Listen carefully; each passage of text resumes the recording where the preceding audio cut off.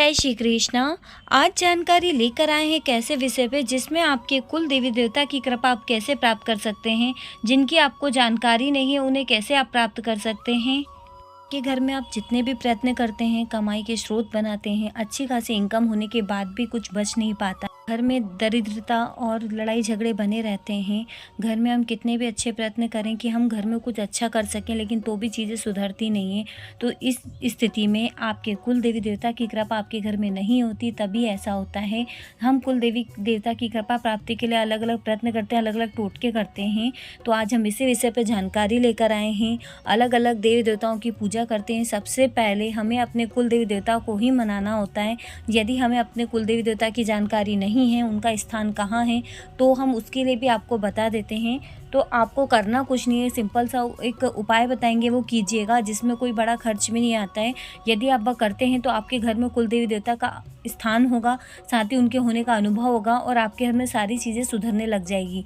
जैसे ही आप ये प्रयोग करेंगे, आपके घर में सप्ताह भर में ही आपको चीज़ें समझ में आने लगेंगी। और ऐसा भी हो सकता है कि आपके घर के कुल देवी देवता आपके घर में आपको सपने में आके दर्शन दे, या आपको एक अनुभव एहसास करवाए, एक सुंदर सी झलक आपको घर में दिखे, या फिर कुछ महक सी महसूस होगी, जैसे कि आपके घर में लुभान जल रही है या फिर मोगरे के फूलों की खुशबू आएगी।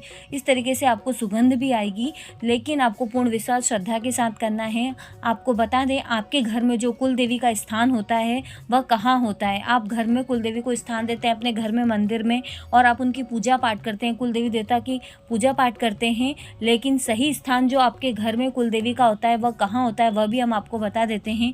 आपके घर के मुख्य द्वार पर ऊपर की तरफ, आपके घर के जो मुख्य द्वार होता है, मुख्य द्वार पे बाहर की तरफ आप भैरव जी को स्थान देते हैं, घर का बंधन होता है।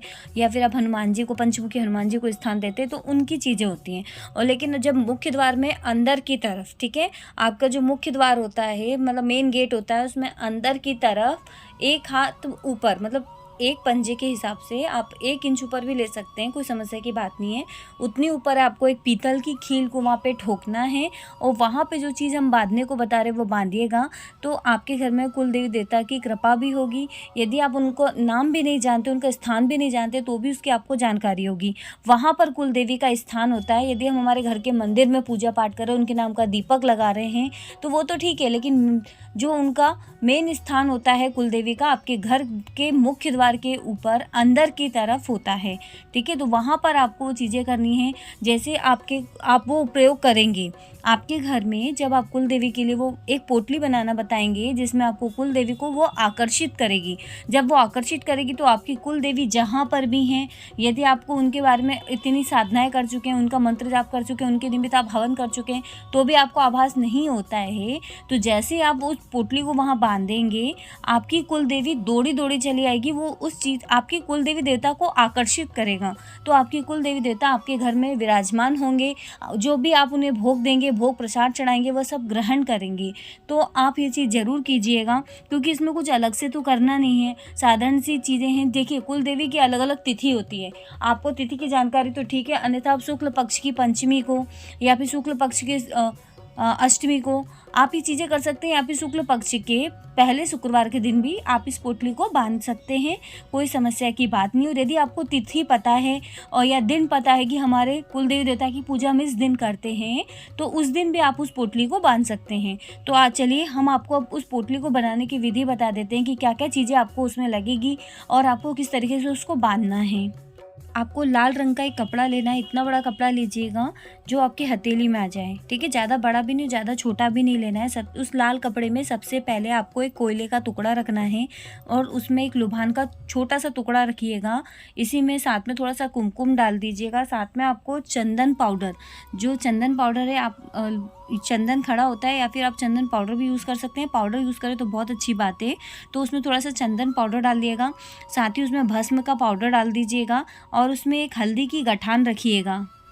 उसके बाद उसमें थोड़ा सा कुमकुम डाल दीजिएगा, और चारों तरफ से पोटली को अच्छे से पकड़ के उसमें लाल रंग के धागे से ही उस पोटली को अच्छे से बांध दीजिएगा। और बांधने के बाद आपके घर के मंदिर में लाकर उस पर अच्छे से गंगा जल का हल्का सा छिड़काव करके, कुमकुम, चावल, हल्दी चढ़ाकर, पुष्प चढ़ाकर सफ़ेद रंग का पूजन कीजिएगा। और पूजन करने के पश्चात अपने कुल देवी देवता को हाथ जोड़ के प्रणाम कीजिएगा। और बाद में उसे ले जाकर आपको घर के मुख्य द्वार पे बांध देना है। आपको जो बांधना है वहाँ पर यदि पीतल की कील हो तो बहुत अच्छी बात है, अन्यथा लोहे की कील यूज़ कीजिएगा।